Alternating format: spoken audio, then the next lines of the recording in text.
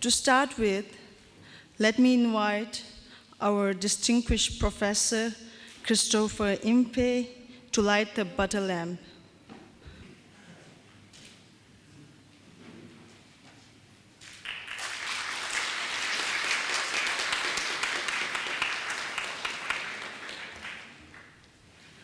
Next, I would like to request our Venerable Kagyu College monks to do the inaugural chanting prayers.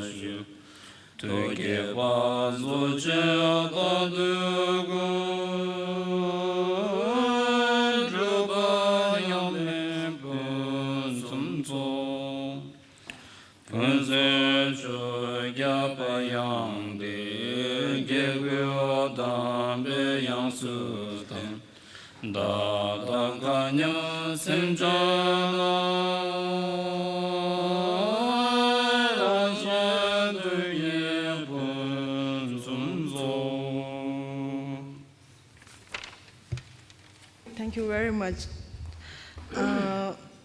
Now I'd like to request our Honorable Director, Geshe Haktola, to introduce the conference.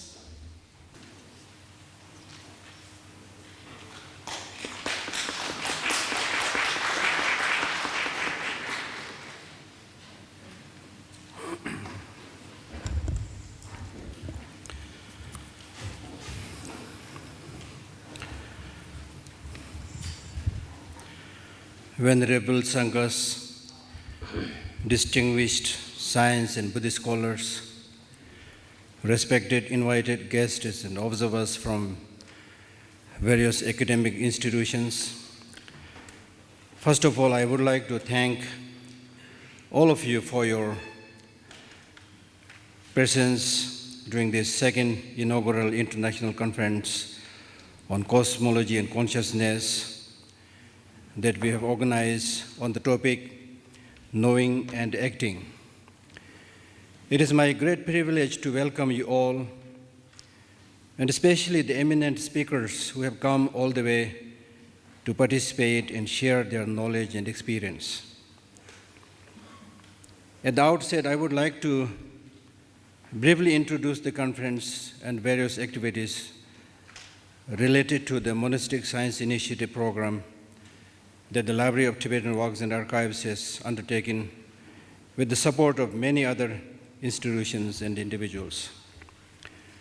Out of various activities and responsibilities of the Library of Tibetan Works and Archives based in Dharamsala, today I would like to give a brief background account of the Monastic Science Initiative program that LTW is supervising for over a decade. Based on the overall vision and direction provided by His Holiness the Dalai Lama, the Library of Tibetan Works and Archives has so far implemented the following programs.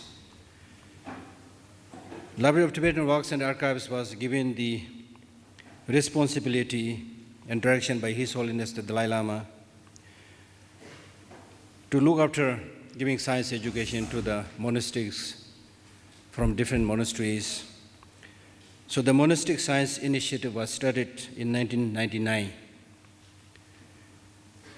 In the year 2000, the first 4-week science workshop was organized for 50 monk scholars with the seed, funding, and blessing from His Holiness's office. In 2001, the Library of Tibetan Works and Archives created a partnership with Sagar Family Foundation, Boston. And since then, yearly workshops were conducted under the project named Science for Monks. And the 50 monks that I mentioned earlier continued their yearly science workshop until year 2007. In the light of many changes and growing acceptance of science education among Tibetan monastic scholars, the need to take suitable steps were clearly seen. And two very important and in urgent need were science textbooks in Tibetan and English and science teachers. Thus, in the year 2008, a new science program called the Sagar Science Leadership for Monks was established, not simply as a continuation of Science for Monks project, but to produce science teachers and leaders who will work in their respective monasteries for successfully furthering the science education. For this, we selected around 30 monks out of the 50 monks that we mentioned earlier, based on their academic excellence during the past workshops.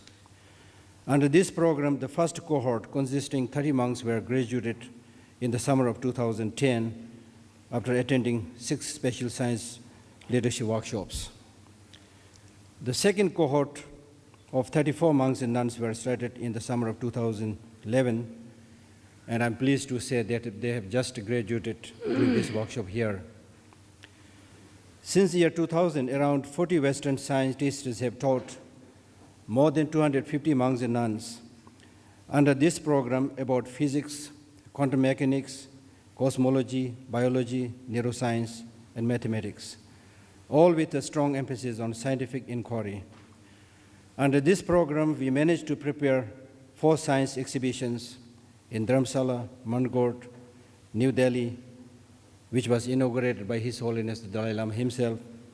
And also we had a very successful exhibition in San Francisco in America in collaboration with Smithsonian, based in San Francisco and Washington, Washington, and Exploratorium based in San Francisco, Smithsonian based in Washington. We are organizing this exhibition in several places in Russia, including Moscow, Tuva, Kalmykia, Krasnodar, next year in September. In the year 2007, another very important collaboration was established between LTWA and the Emory University called the Emory Tibet Science Initiative. This initiative aimed at developing and implementing a comprehensive and sustainable science education program for Tibetan monastics. So far, this program has brought more than 30 science faculty members from Emory University to Dharamsala to teach and has developed 6 bilingual and illustrated science textbooks which are to be used in Tibetan monastics as science textbooks. The first year course was offered in 2008 to a class of 38 monastic students, and in 2009, second batch was selected for a class of 50 monastics, thus totaling around 90 monastic students in these 2 batches. For this new program, we made special effort to have more monks and nuns from various monastic institutions with good academic studies. Thus, we were successful in inviting monks and nuns from 21 different monasteries and nunneries. And in 2012 and 2013, the first and the second batch respectively completed their graduation successfully after attending a 1-month-long science workshop continuously for 5 years. In the year 2010, we were able to select and send 6 best monks having best academic performance to Emory University in Atlanta to study science for 3 years. It's wonderful news that after very successful completion of their 3 years study of science, they came back this year in June and now returned to their respective monasteries and taking the responsibility of teaching science as well as looking after running the science programs in these respective monasteries. This year, in 2013, we selected the second batch of 6 monks, and they're already in Emory University in Atlanta to study science for 2 years. And they spent 1 year in the Library of Tibetan Works and Archives studying English and computer. In the year 2011, we completed yet another very important 1-month pilot project, and this to introduce science to around 18 monastic graduates, Geshes, Kembos, and Lopons from 13 monasteries and nunneries. They also attended the 3-day international conference on Cosmology and Consciousness, which was inaugurated by His Holiness the Dalai Lama. These monastic scholars joined and helped in leading the panel discussion on the 5 themes of the conference at that time. Since these monastics are going to play extremely important role in shaping overall education system in their respective monasteries, we felt it will be very beneficial if we are able to regularly give such exposure to these monks who have already completed their Buddhist studies and who are all now playing important roles in their monasteries. This project is funded by John Templeton Foundation and also supported by Sagar Family Foundation and Exploratorium. Because of the very beneficial and successful completion of this pilot project, John Templeton has very kindly agreed to support this program for another 3 years, out of which in this is the first year. In this first year, we are having this 1-month long science study and the 3-day international conference on knowing and acting, and this is attended by 30 monastic graduates from different monasteries and nunneries. I'm glad that they're all learned scholars and they're all here. Most of these learned monks from various monasteries and nunneries have come from far-off distances in India, and 2 of them have come all the way from Canada and Australia on their own expenses. Like the above-mentioned science programs, this conference is also aimed to have the exiled Tibetan monastic community as well as others to engage science and to initiate science trainings that would eventually support new learning at the frontiers of science and Buddhism. Building upon His Holiness the Dalai Lama's long-term interest in engaging scientists in dialogue, this conference on the topic knowing and acting is yet another extension of their dialogue. The 3-day public conference will promote the integration of spiritual values and scientific investigations.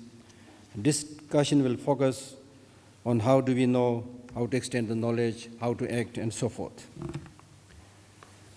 This conference has brought together Buddhist scholars and Western and Indian scientists and classroom educators into dialogue about topics of not just mutual interest, but topics of great relevance to the well-being of the whole world.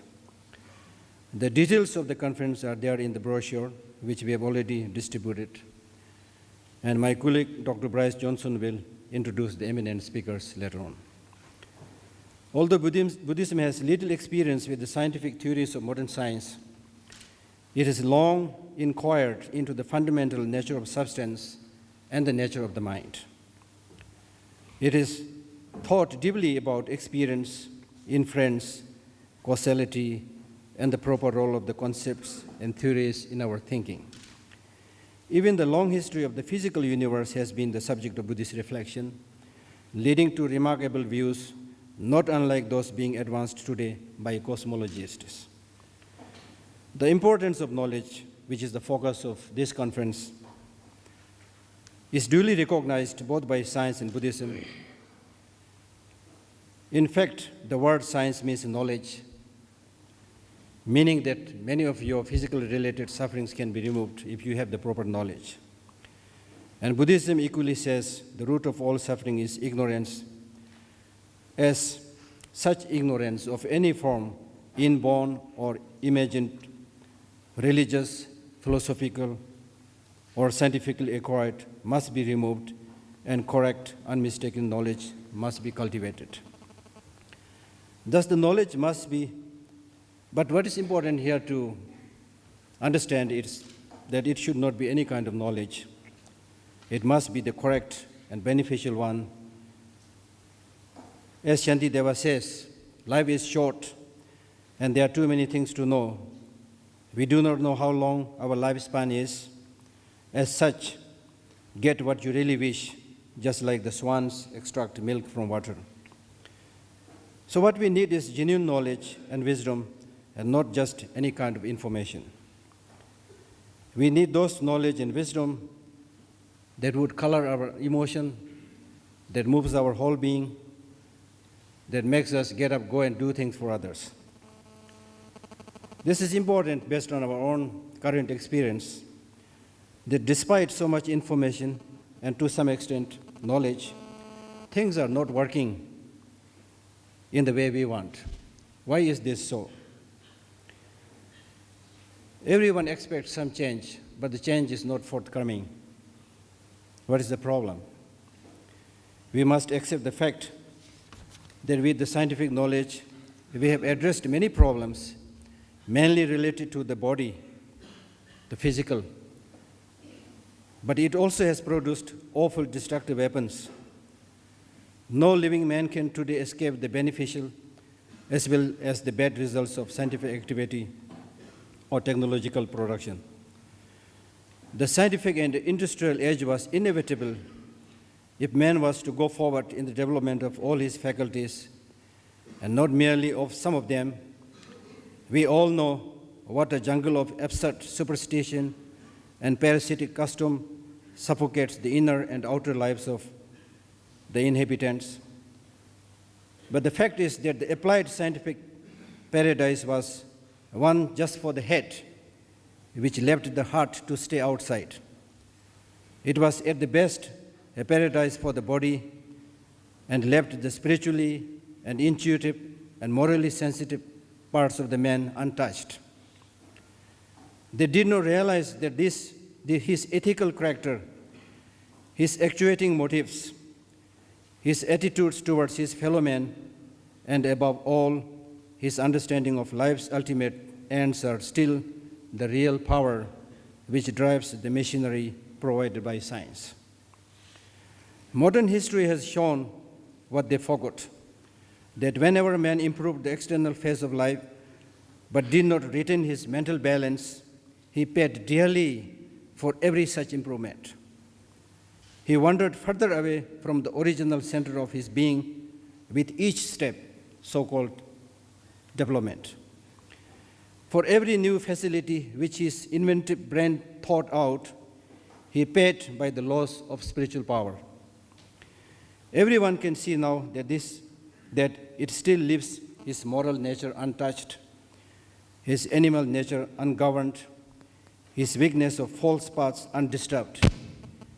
Everyone can see that his house may be packed with machines and gadgets, shiny gadgets rather, but his heart may still remain empty of satisfaction.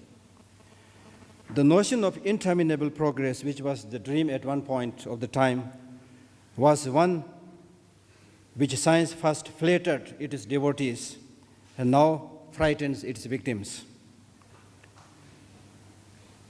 It was attractive enough when the 13th century watched the passage from steam to electricity, but dreadful when the 20th century watched the progress of hand grenades into bomb. Each decade of the last 100 years has been more of pride but less of reverence, more of information but less of wisdom. We know more but only about things and less about ourselves, about the hidden purpose of life, about the world of inner reality. We do so little that really matters and so much that is comparatively trivial. The range of knowledge among the ancient philosophers was limited, but depth of the thought was not. Thus, it was possible for the more mystical among them to achieve this miracle, that with fewer facts at their disposal, they reached truer ultimate conclusions about the universe that we moderns have done, as well as a truer knowledge of the essential being of man.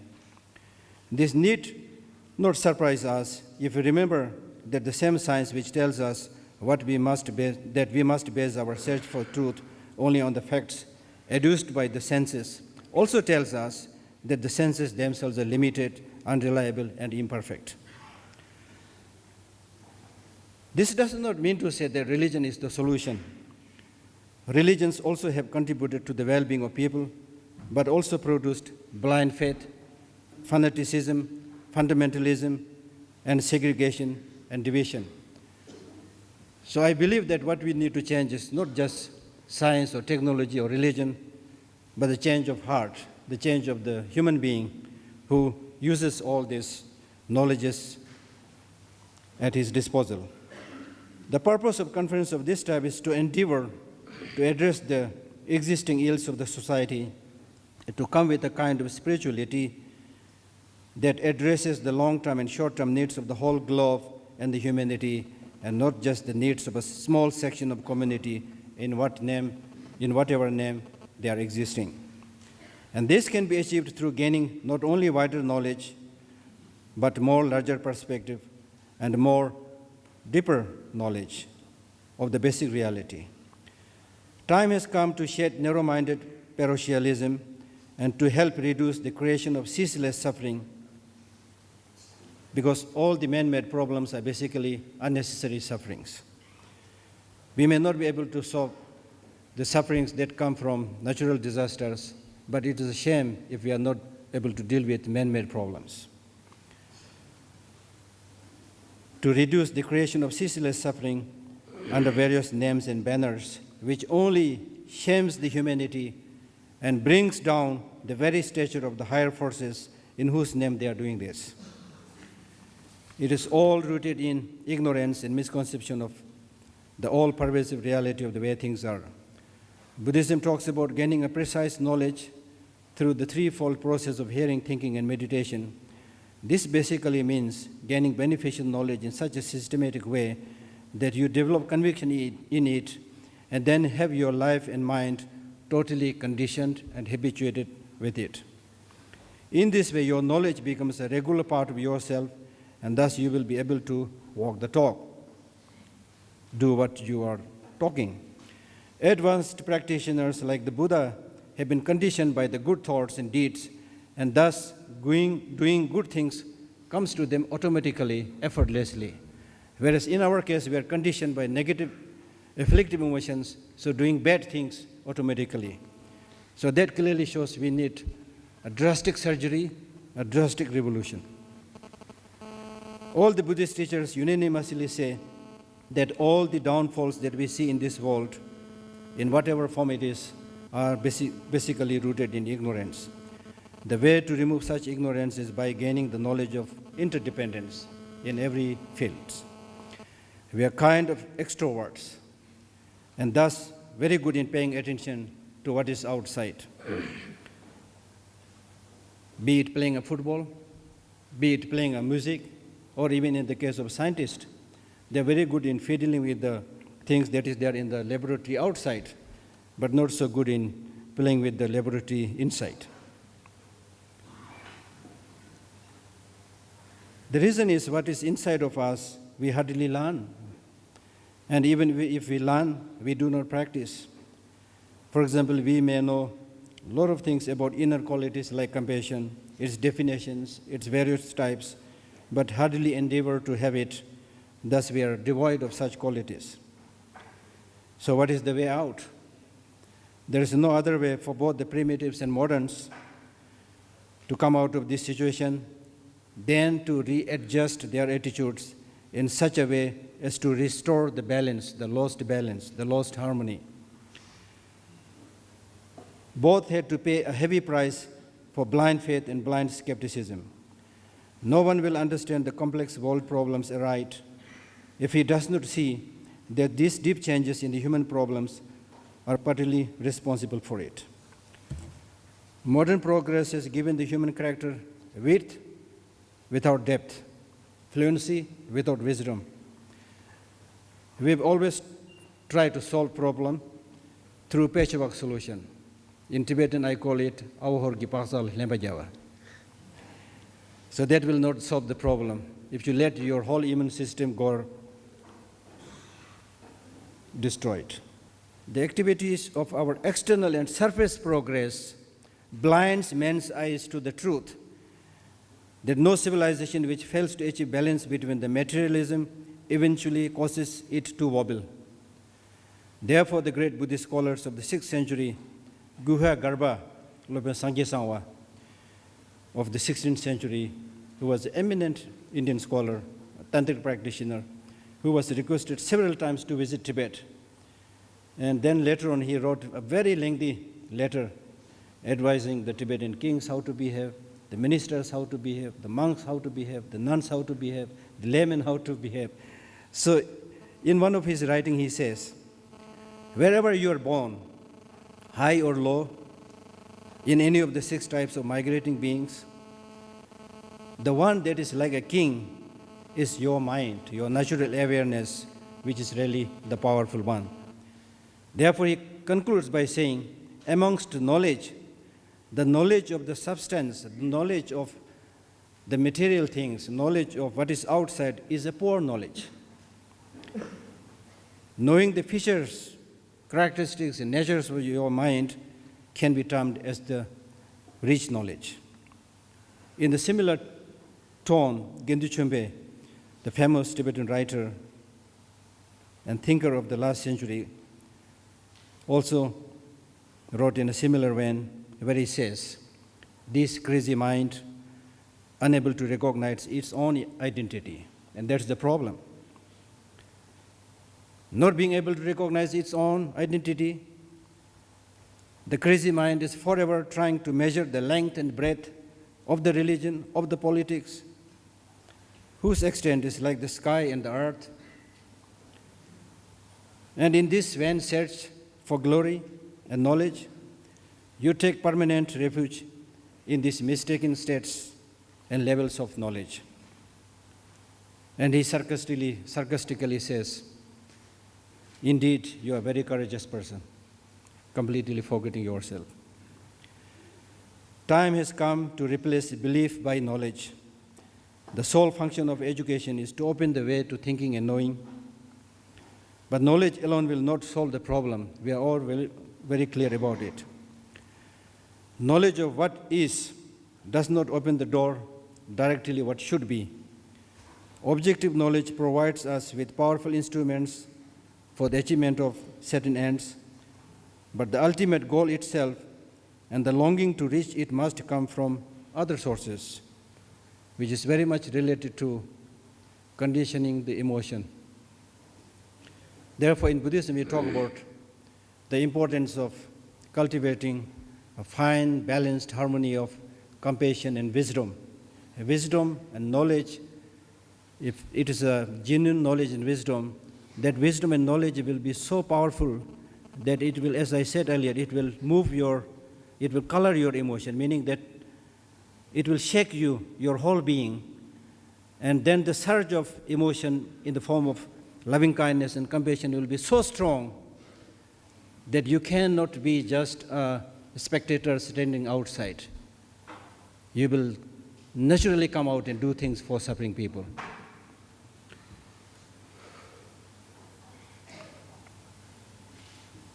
To make clear the fundamental ends and valuations and to set them first in the emotional life of the individual is the most important function which religion and spirituality has to perform in the social life of man.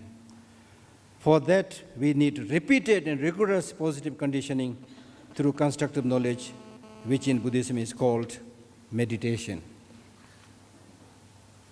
Short-lived attempt will lead us nowhere because our mind is so strongly entrenched in negative emotions that it will be extremely, extremely difficult to change it.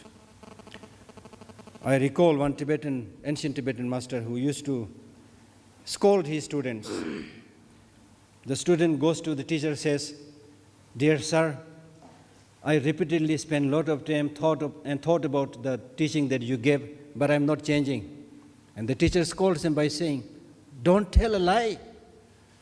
I saw that in the whole day you are remaining distracted, and I saw you that in the night you are sleeping. So when do you endeavor to change yourself?"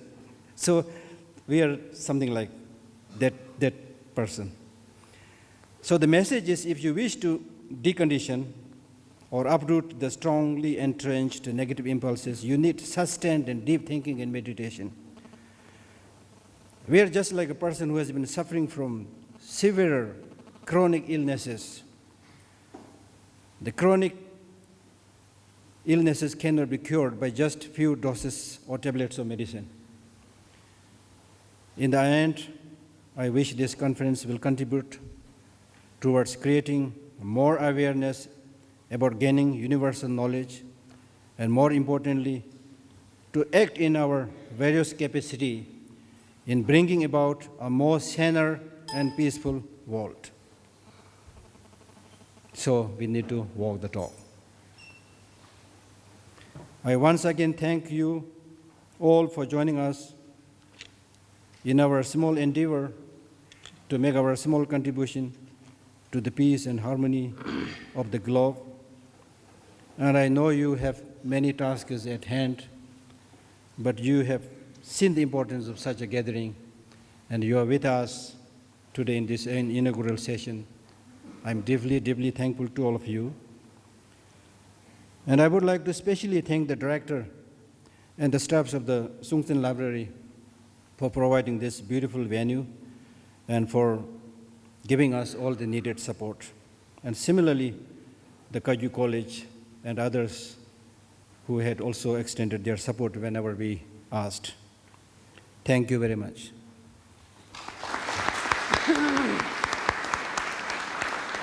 Thank you, Geshe-la. Next, I would like to request Dr. Bryce Johnson to introduce the presenters. Good morning.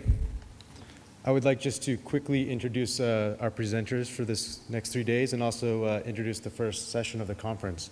Let us start with Geshe Tempa Pakchok. If you could just stand up for a moment so everyone can see you. Geshe Tempa Pakchok from Drepung Gomang Monastery. Next to him is Dr. Christopher Impey from the University of Arizona. And also Dr. Sonam Doma from Mensikang Medical Institute. Dr. Eric Chudler from the University of Washington. And Nishan Seth from the Indian Institute of Advanced Studies. Tomorrow you'll be hearing again from Geshe Lokter, the director of the Library of Tibetan Works and Archives. And next to him, a few chairs over, is Karma Tupten, translator at the Library of Tibetan Works and Archives. Gail DeBoer from the Massachusetts General Hospital and Harvard Medical School. And Rajesh Kashiranjan from the Indian Institute of Advanced Studies. Also joining us tomorrow and the next day, two more presenters, Geet Oberoi from the Orchids Foundation and Bobby Sager from the Sager Family Foundation. We have a couple other guests I want to introduce. On the last day of the conference, you'll all be invited to see the premiere of an exhibition the leadership group has been working on. And two staff members from the Smithsonian Institution are here, Scott Schmidt and Tracy Spinelli. And they have been working very hard with the monks and nuns, helping them prepare the exhibition. Also here studying the program, helping us understand what we're doing and how to do it better, is Pam Castori. So she might have questions for you or interview for you later on, so please feel free to tell her your thoughts. And moderating this session is Dr. Eric Chudler.